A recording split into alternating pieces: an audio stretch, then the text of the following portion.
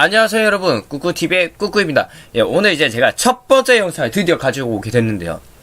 오늘은 한국이랑 일본의 약간 비교를 하면서 일본에 취업을 했을 때 그 장단점을 어떻게 알 수 있는지, 왜 우리가 일본으로 가면 좀 더 좋을 수도 있는지, 무조건 좋다고 말씀을 드리긴 힘들지만 좋을 수도 있는지에 대해서 알려드리려고 오늘 첫 번째 영상 한번 가지고 와봤습니다.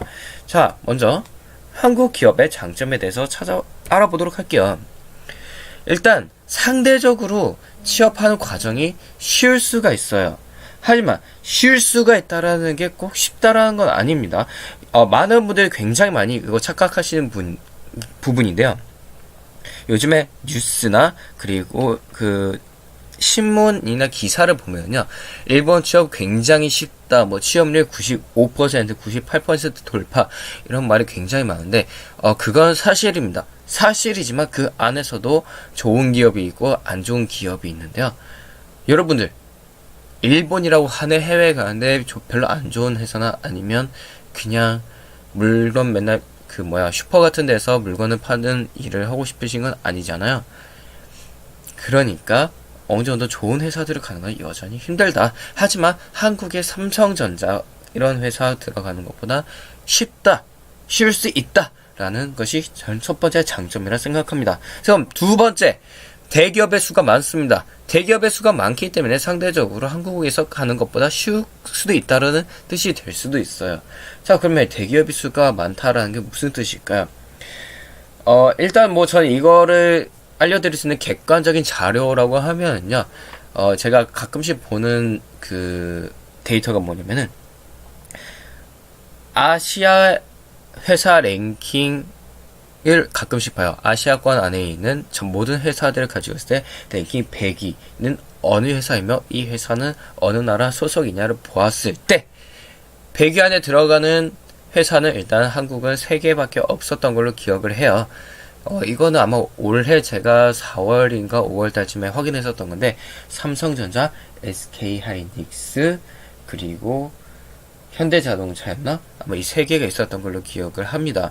그에 반해서 일본 기업이 한 34, 44 정도 되고 나머지 다 중국 회사가 차지를 했는데요. 그만큼 대기업의 수가 많고 저희가 골라갈 수 있는 회사의 종류가 많지 않나 라는 생각을 마음대로 해봅니다.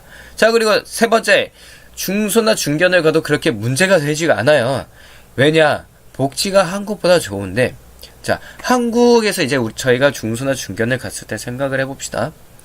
월급 거의 2배 정도가 차이가 나요. 정말 심하죠. 그리고 약간 일본식으로 말하면 블랙 기업, 열심히 야근을 해도 돈이 제대로 지급이 되지 않는 회사가 굉장히 많습니다. 일본도 물론 있죠. 하지만 기본적으로 한국보다 회사의 수가 많고 중소, 중견, 대기업 모두 일단 월급이 거의 평균적으로 20만엔에서 22만엔 사이에서 왔다 갔다 합니다. 그만큼 일단 처음에 평준화되어 있고 월급은 웬만해서 따박따박 잘 챙겨줘요, 잔업을 하면. 그리고 일본은 기본적으로 예약증, 월세가 되게 비싸잖아요. 전세라고 하는 개념이 없기 때문에. 모든 회사가 그렇지는 않지만 제가 이전에 봤었던 데이터에 의하면은 모든 회사의 50%에서 55% 정도 되는 회사가 주택 월세를 보조를 해준다고 합니다. 그리고 교통비는 무조건 나오고요. 이런 것들을 봤을 때 한국보다 복지가 좋지 않나 라는 생각을 합니다. 자, 그리고 이 부분 되게 중요하죠. 이거 여러분들도 밑줄 딱딱 치시고 별표 5개. 종신고용이에요. 종신고용이냐, 바로 어떻게든 우리 회사에 입사를 해준 사람들한테 2년, 3년 동안 좀 많이 돈을 들여서 제대로 교육을 시킵니다. 그 뜻은 바로 오랫동안, 이 사람이 이 회사를 나갈 때까지 계속 오랫동안 일을 하고 싶다라는 것을 의미한다고 들었습니다. 그렇기 때문에 연공 서열이기도 하고 해고 당할 일이 많이 없다고 생각을 해요. 그렇기 때문에 종신고용, 이것도 큰 장점이라 생각합니다. 자, 그리고 이번에 약간 제조업, 기술직에 대해서 한번 얘기를 해볼까요? 기술직은 보통 많이 가는 것이 제조업이랑 IT 쪽이잖아요. IT는 요즘에 회사가 굉장히 많이 생기고 있고, 그것들을 따로 뉴스에서 많이 말하고 있기 때문에 얘기 안 하겠습니다. 하지만, 제조업, 뭐, 10년 전, 5년 전, 10년 전까지만 해도 항상, 뭐만 하면 일제지, 뭐만 하면 일제지, 이런 말을 굉장히 많이 하잖아요. 그만큼 제조업이 강하고 해외 매출이 굉장히 많습니다. 예, 뭐 자동차만 봐도 도요타, 혼다, 닛산 굉장히 유명한 회사도 많잖아요. 그런 제조업이 강하기 때문에 한번 취업을 하고 나면은 크게 걱정할 부분은 없지 않을까 싶습니다. 그리고 자동차뿐만, 제가 아까 자동차를 이제 예를 들었는데, 자동차뿐만이 아니라, 요즘에 공장 설비, 팩토리 오토메이션이라 해가지고, 그쪽 부분은 지금 일본이 전 세계 1위에요. 그런 부분도 찾아서 갈 수 있으면 굉장히 좋지 않나 싶습니다. 자, 그리고, 이제 종합직 쪽으로 한번 넘어가 볼까요? 물론, 종합직뿐만이 아니라 기술 종합직도 똑같이 해당되는 것이겠지만, 잡 로테이션. 자기가 하고 싶은 일을 해볼 수 있고 여러 가지 일을 할 수 있는 기회가 주어집니다. 자, 한국에서는 내가 먼저 처음에 마케팅 부서를 지원을 해. 아니면 영업직, 아니면 기술 영업, 아니면은 기획. 뭐든 이제 처음에 넣어버리면 계속 거기에 있어야 되는 가능성이 높아요. 다른 곳으로 옮겨가기가 굉장히 힘듭니다. 내가 하고 싶은 일을 못할 가능성이 있다라는 거죠. 그에 반해서 일본은 처음에 이제 현장직을 되게 중요시 여기기 때문에 처음에 영업직으로 갈 가능성이 높아요. 하지만 언제든지 마케팅, 기획부서 이러한 곳으로 옮겨갈 가능성이 높다라는 점, 굉장히 좋은 장점이라고 저는 생각을 합니다. 자, 그럼 이제 한국 기업의 장점을, 이건 제 주관적인 생각입니다. 나중에 한국 기업 이런 좋은 점도 있잖아 라고 하는 게 더 있으면 이 밑에다가 댓글로 써주시면 제가 조금씩 댓글로나마 수정을 해서 올리도록 하겠습니다. 자, 그러면 제가 생각하는 한국 기업의 장점, 이거 굉장히 큰데요. 한국어로 일을 할 수 있습니다. 제가 일본어를 할 수 있지만 아무리 일본어를 할 수 있다고 해도 이건 모국어가 아니란 말이죠. 그리고 뭔가 읽는데 일본 애들보다 3배, 4배의 시간이 걸리기 때문에 굉장히 능률이 떨어질 수 있어요. 이 부분 굉장히 크다 생각을 해요.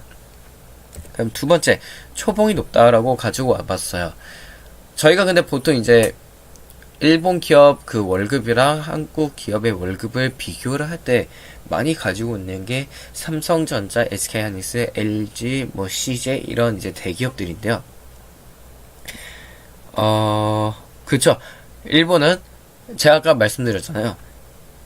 신입사원일 때 월급이 20만에서 22만 사이를 거의 형성을 하고 있는데요. 여기서 테토리, 세금을 다 빼고 순수하게 나한테 들어오는 돈만 따져보면요. 그 돈이 약 18만엔 180만원 밖에 안 됩니다. 이것만 봐도 솔직히 초봉이 높다고 할 수는 없죠. 그렇기 때문에 한국 기업에 있으면은 초봉이 높기 때문에 그만큼 돈을 모을 수 있고, 또 전세라고 하는 시스템이 있잖아요. 이자차를 조금 내고 그렇게 돈을 모으는 좋은 방법이 있다라고 할 수 있을 것 같습니다. 자, 그리고 집이 가깝죠. 집이 가까우면 뭐가 있을까요? 돈이 안 들죠. 부모님 집에 일단 좀 얹혀 사는 경우가 좀 그럴 경우에만 해당이 되긴 하겠지만, 집이 가까우면은 식비랑 그리고 월세비를 아낄 수 있다라는 점 되게 좋을 것 같습니다. 솔직히 말해서 제 주관적으로 봤을 때 일본 기업의 단점이자 한국 기업의 장점은 이 정도인 것 같아요. 물론 이제 회사의 분위기도 있겠지만 이 부분은 제가 아직 일을 해보지 않았기 때문에 올리지 않았을 뿐입니다. 자, 그러면 저희가 앞으로 일본 취업을 이제 준비를 하면서, 그러면 각 나라 프로세스가 어떻게 다른지 먼저 알 필요가 있을 것 같아요. 자, 그럼 저희 여기에서 항상 말씀드린 거는, 한국은 약간 완전체형 인간, 들어오면은 얘는 바로 써먹어야겠다 라는 마인드를 가지고 있다 생각을 하고, 일본은 포텐셜 채용이라는 말이 굉장히 많이 나오는데요. 잠재성을 가진 사람을 원합니다. 자, 그럼 극단적인 예로 볼까요? 이 바를 제가 이렇게 띄워놨는데, 그냥 이빠의 길이를 그 사람의 능력치, 어떻게 보면 스펙이라고 한번 쳐봅시다.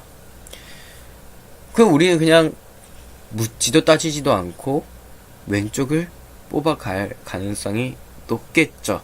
하지만 엔트리 시트에서 내가 나의 잠재성을 이 정도에서 이 정도 내가 내 능력치 끌어왔습니다라는 걸 잘 보여줬다 생각을 했을 때 일본에서는 무조건 오른쪽을 뽑는다는 겁니다. 왜? 단기간 안에 저렇게 높은 왼쪽 사람보다 높은 능력치를 끌어올 수 있다라는 거는 앞으로 2년, 3년 동안 교육을 시켰을 때 훨씬 더 높은 능력치를 가질 수 있을 거라 생각을 하기 때문이죠.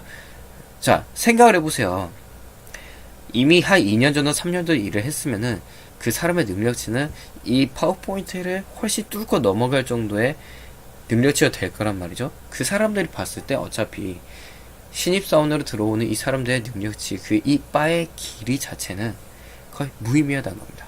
그러니까 조금이라도 빨리 습득하고 자신의 것으로 만들 수 있는 사람을 원하는 게 일본 기업이라고 생각합니다. 자, 그럼 그것들을 어떻게 자기 자신에 대해서 이제 공부를 해서 할 것이냐?